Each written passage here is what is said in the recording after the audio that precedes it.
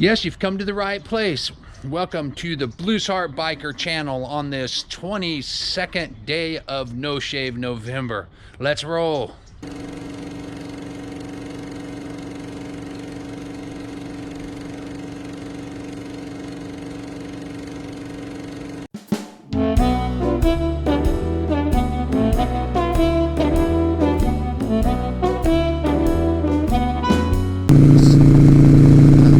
Hey everybody, welcome to the Blues Heart Biker channel.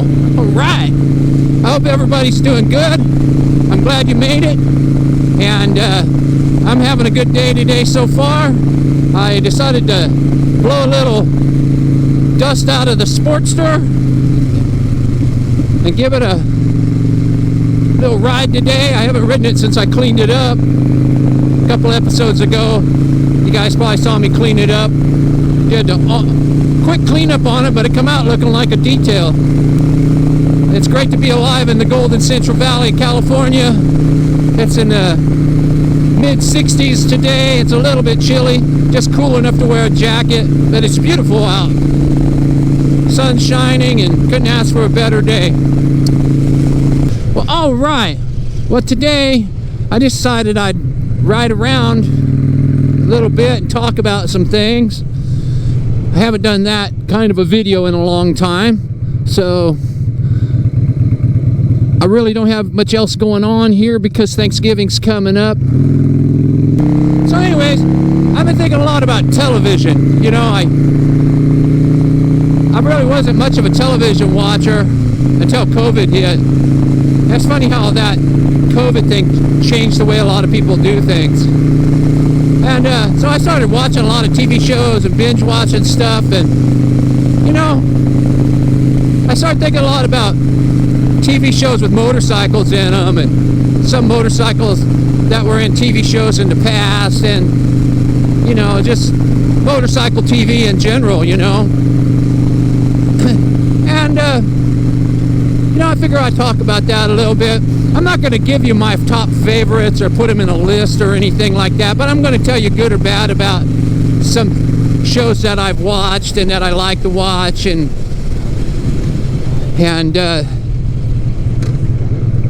that sort of a thing, you know. I don't want to get into, these are the top 5 television programs about motorcycles. I did that about movies, but I just decided I didn't want to get that in depth into it, so I just decided that I would talk a little bit about some things. And the first thing it comes to mind when I think about motorcycles and television is the Fawns. Hey, man, the Fawns was cool, and I used to love to watch that show when it first started. You know, you hope in the episode that you get to see the Fawns with his knucklehead, you know. He'd be cool with that knucklehead. And then later, the next season, I think it was the 2nd season, he's no longer on a knucklehead. He's on a Triumph TR5 500 Triumph Tiger, and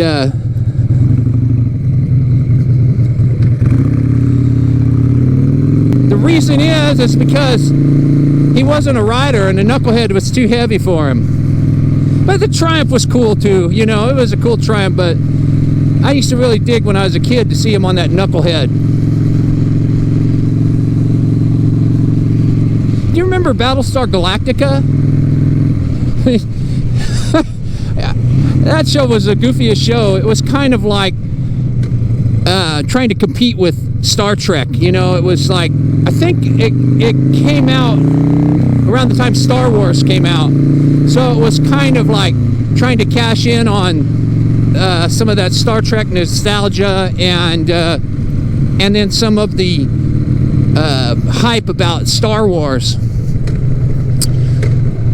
And they had this episode or two where there was these motorcycles that they had that looked like they had turbine jet engines on them. You remember those?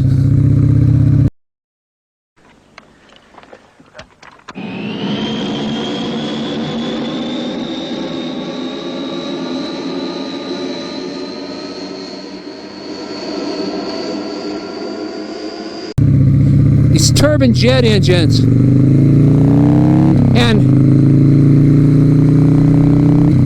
they could like sprout wings and fly. How goofy was that? They looked like they were probably some kind of Kawasaki's or something. They would sprout wings.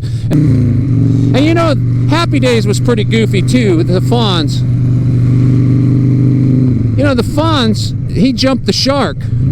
Now, jumping the shark became a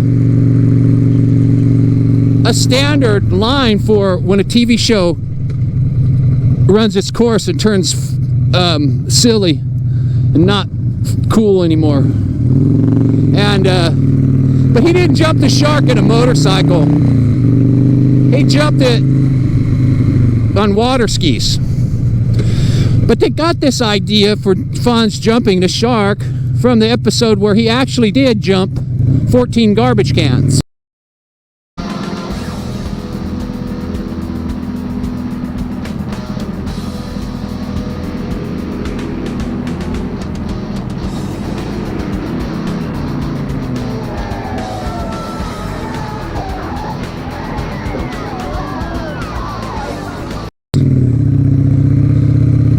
And I kind of think that that's more like when the series jumped the shark than when Fawns actually jumped the shark. But Happy Days is responsible for the term jumping the shark when a TV show takes a turn for the bad. You guys ever watch Chips? What'd you think of Chips? Chips was kind of a silly show. And Officer John and Paunch, and they were highway patrolmen. If you guys never saw this, some of you younger folks probably don't remember this. They were highway patrolmen, motorcycle highway patrol, California highway patrol. It was kind of like one of those kind of lighthearted dramas, you know, a little bit of comedy, a little bit of drama, but everything was pretty lighthearted. And they rode Kawasaki 1000s.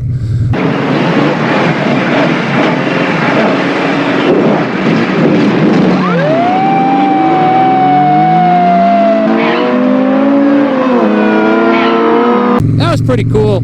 How about the Ewan McGregor and Charlie Borman series? The Long Way Around, The Long Way Down, and The Long Way Up. What do you guys think of those? I really liked those.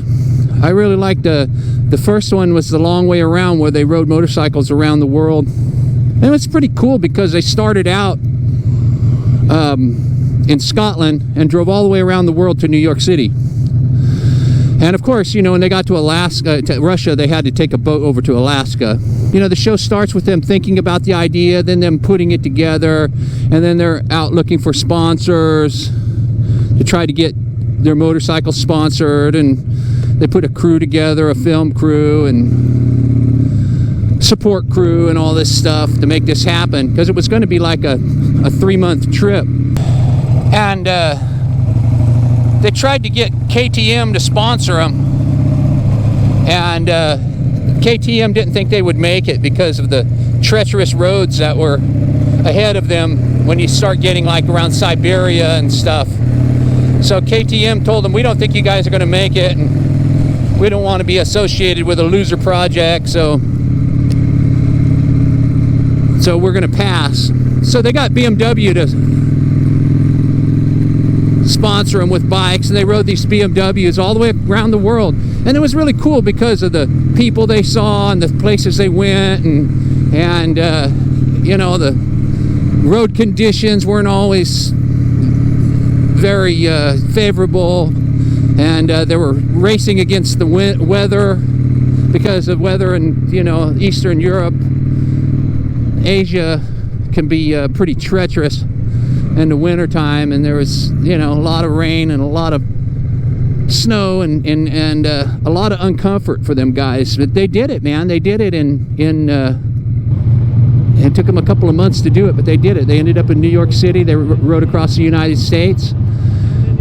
And then they had another series also called the Long Way Down, where they started in England, I think. They started and they rode all the way down to Cape Town, all the way down to South Africa. And that was interesting as well. It was much like the first one, but it was cool. It was the same thing, you know. They were riding in roads that weren't there and having to do a lot of cross-country stuff, and, you know, dealing with places where there were wild animals, and meeting all kinds of really cool people and seeing all kinds of cool things. And then they had the last one was called The Long Way Up, and they started way down in South America and rode all the way up to Los Angeles. And the cool thing about that one is that they used Harley Davidson live wires. So they rode live wires all the way up from the southernmost tip of South America all the way up to Santa Monica Pier. And they got Harley to sponsor them with these live wires, and Harley even had to like set up some charging stations and places for them where there was no electricity. It was really an in-depth thing they had to do to ride these electric bikes, but they made it, you know, and the bikes handled it. So that was pretty cool. If you guys haven't seen that, I'd suggest. I binge watched all three of them. I thought they were great. I thought it was really a interesting story, and the people they met was interesting, and the riding is really cool, and there's great scenery. If you guys ever get a chance to see that, check it out. And if you have seen it, what do you think? Right? How about the Devil's Ride? The Devil's Ride was one of those A&E series about 1% bike clubs, and they were called the Laughing Devils.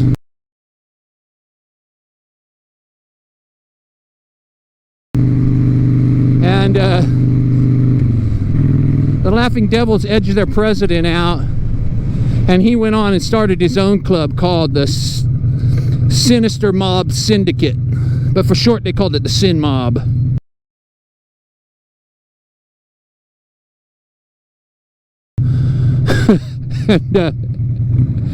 and these guys were, first of all, they were always double-crossing each other, okay? So, you know, when you're in a club like that, you know, it's all about honor and brotherhood and stuff, you know, but these guys, they're always double-crossing each other. And, you know, there's always these plays for leadership, you know. These guys would, you know, you're not fit to be the president, and I should be the president, and I should be running things. And then, you know, the sergeant at arms is supporting the vice president to become president, and then the vice president becomes president,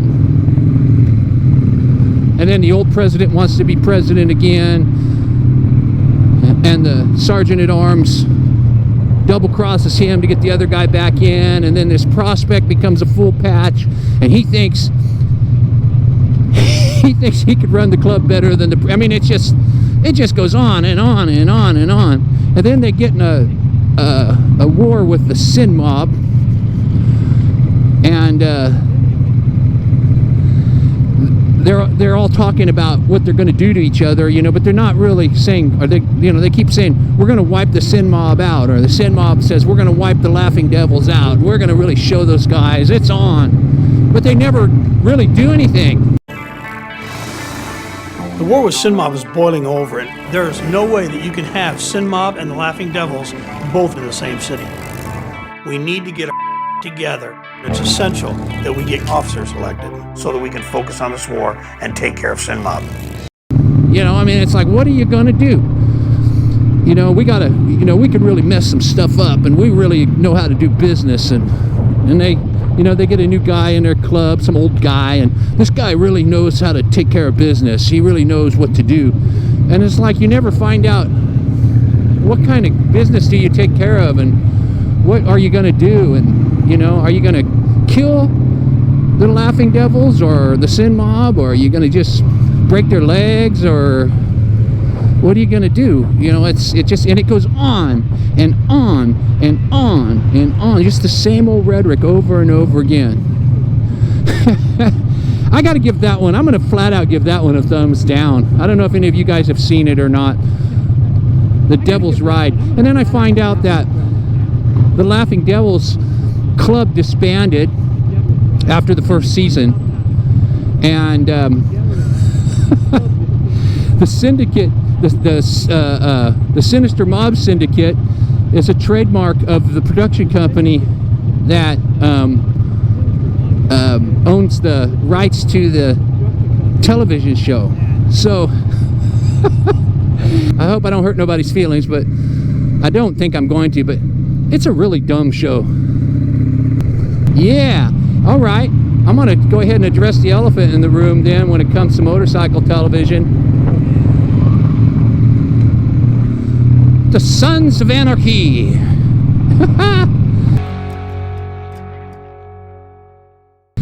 I'll tell you what, you know,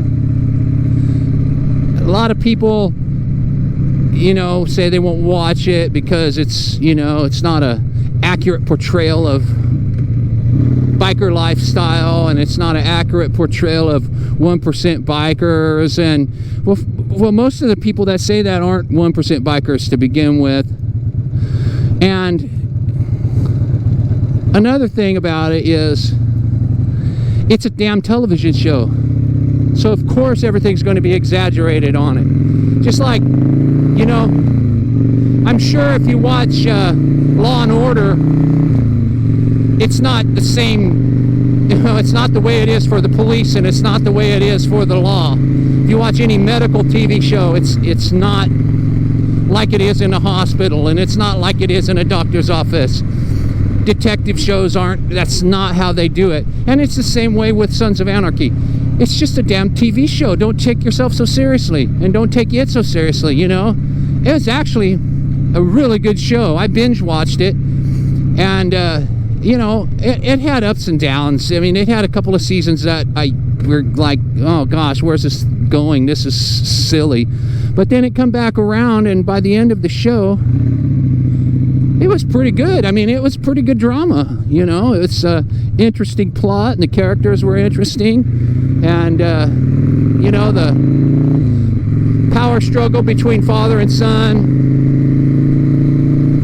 you know, Clay and Jax Teller, and then, you know, Clay killed Jax Teller's father, and it's just, you know, it was just an interesting story. And there were, you know, there was some cornball stuff in it, yeah, but you know, the guys were riding pretty cool Dynas, and you know, it was a pretty cool show. I thought it was a really good television show, and I think that if you don't like it, or if you haven't watched it because you think there's, you know, you're too cool to watch it because, you know, it's not really about real biker stuff, I gotta tell you, it's not supposed to be. It's supposed to be drama, and it's supposed to be exaggerated because it's a TV show. You know how I first heard about Sons of Anarchy? Was when I was playing a show at the Hollister motorcycle rally, the one they have 4th of July weekend every year, to celebrate when, you know, when the bike clubs came and took the town over back in the 40s. It's what the Wild One was based on. And there was these girls walking around, you know, in halter tops and little, very extremely short, tight, cut-off shorts, you know, bearing quite a bit of skin. And they were walking around passing out these bandanas. And the bandanas had the Sons of Anarchy logo on it. It said Sons of Anarchy. So I got this thing, and I asked the girl, what is this, you know? And she says, I don't know. I don't know what it is. We're just hired to distribute these and pass them out. And they couldn't tell me what it was. So for the longest time, I had this bandana that said Sons of Anarchy on it, and I didn't know what it was. And then the television show came out, and it all came together then, you know, of course. But it was before the television show had come out. And I watched a few episodes here and there of the television show, and like I said, then I didn't watch a whole lot of TV, so I didn't watch it, a lot of it. But I binge watched it, and I like it. I'm sorry, I like it. I thought it was crazy, you know. I mean, Jax Teller kills all kinds of people.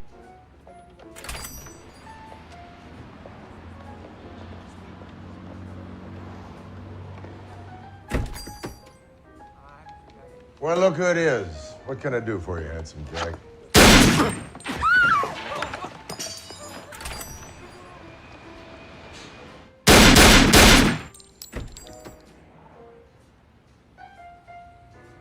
If you ever watched Bonanza, in every episode, Ben Cartwright kills some people too. You know, he kills a lot of people. And Ben Cartwright was a good guy.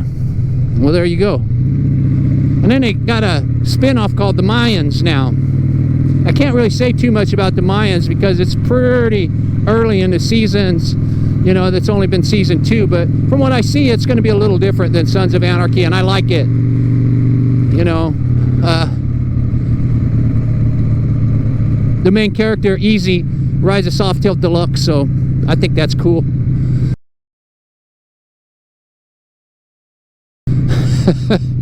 But one thing I don't like about it is they've made a couple of the characters a little too complicated, and they don't really need to be. Like the character that plays Coco. Coco gets all strung out on dope and gets kidnapped by a drug cult. And they like tie him up and shoot him up with drugs and do all kinds of weird things with him. And it just, you know, I don't know, it's just a little bit too much. I don't really see that happening, but I don't know, I've never been hanging around with a drug cult before, so I don't know if that could happen or not. I guess it could, you know, and it is TV, of course, you know, but it just seems a little far-fetched to me. But if that's the worst of it, that's okay. But I like that show a lot. I think it was a good show. But I gotta tell you, my favorite of all time television show about motorcycles was a show from 1969 called Then Came Bronson. I don't know whether you ever saw Then Came Bronson or not. Probably, if you're much younger than me, you probably never did. But I remember that's why my whole family got into motorcycles. You know, Jim Bronson, who was portrayed by Michael Parks, and he was a guy locked in corporate America. He was a writer for the San Francisco Chronicle, and one of his friends had gotten, can't remember exactly what the deal was, he had gotten too deep into some story that he was doing and he committed suicide, and Jim he wasn't digging it, and he quit the San Francisco Chronicle and bought his friend's motorcycle from his friend's wife and went out on a endless wanderlust adventure on his motorcycle. And his motorcycle was a 1969 Sportster.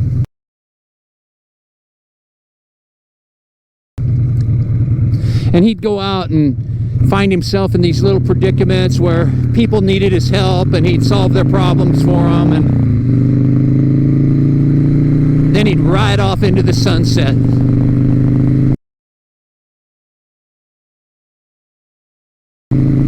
On his 1969 Sportster. And I think his Sportster, my brother has a 1969 Sportster, but I think Bronson's Sportster was a XLCH. My brother has an XLH, because Jim would always kickstart it. But that show was really something, man. I mean, it's just cool, because Michael Parks was cool in it, you know. He was, when he was younger, he looked a little tiny bit like James Dean, but he acted a lot like James Dean. And he just had that cool swagger about him.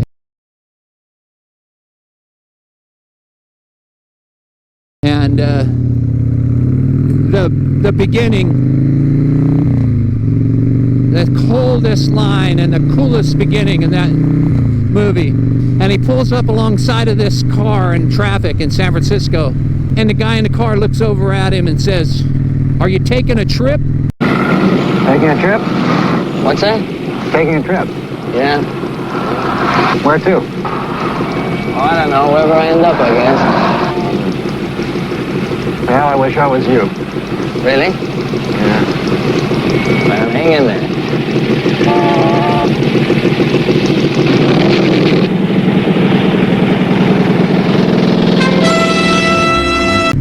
And then Bronson says, "Well, you hang in there." That was just, to me, I remember that. And I remember it to this day. I think that was the coolest, I don't know why, but I think that was the coolest thing ever. If you haven't ever seen Then Came Bronson, God, you got to see Then Came Bronson. It's hard to find. I think you can find it on the internet. I think it's called Daily Motion or Vimeo, and one of the two of those things. And you can find full episodes. There's all kinds of clips and stuff on YouTube. Man, you can also buy the DVDs online, but it's not available on streaming anywhere. And it was only about, I think it was 3 seasons or something like that. It's just really cool. Well, if there's anything that you like, why don't you leave it in the comments, you know? Those are just a few things that came to my mind as I'm riding here. And I wish there was more. You know, I know there's some things that I'm forgetting to talk about. You know, Norman Reedus' ride, that's a good one too. You know, especially the episode where him and Peter Fonda ride down to the Florida Keys on the Triumphs. They make a stop, and everybody recognizes Norman Reedus, but nobody recognizes Peter Fonda. Imagine that. But I guess these are different times, so anyways, thanks for riding along with me today and listening to me ramble. I don't know whether I made any sense or not, but I haven't done one of these riding and rambling videos in a long time, and they're not my most popular. But that don't matter, because I just have fun, and I wanted to have fun today riding and talking to everybody. And so if you don't like it, give me a thumbs down. Hell, I don't care. But if you do like it, hit that like button for me. And also don't forget to subscribe to my channel and hit the bell. The bell will let you know when I upload new content. And also comment. Let's hear your comments. And share these videos with your friends. Share them on Facebook. So I really appreciate you guys watching. And I really appreciate everybody that's subscribed. And, you know, it's just been a great time for me. I can't say it enough. I guess that's what a true motovlog is. You ride on your bike and you talk while you're riding. But anyway, like I said earlier, thanks a lot for checking in with me. Thanks a lot for commenting. Thanks a lot for liking my videos and subscribing. And I really do appreciate everybody. Thank you. I'm going to wrap it up now because I think I've said enough. Stay tuned every Tuesday and Saturday. This is going to come out right before Thanksgiving. Happy Thanksgiving if you guys celebrate Thanksgiving. If you don't celebrate Thanksgiving, have a good day that day. Have a good day everybody. Appreciate you, and we'll see you next time. All right? Thanks a lot. And don't let nobody get you down, all right? All right, be cool.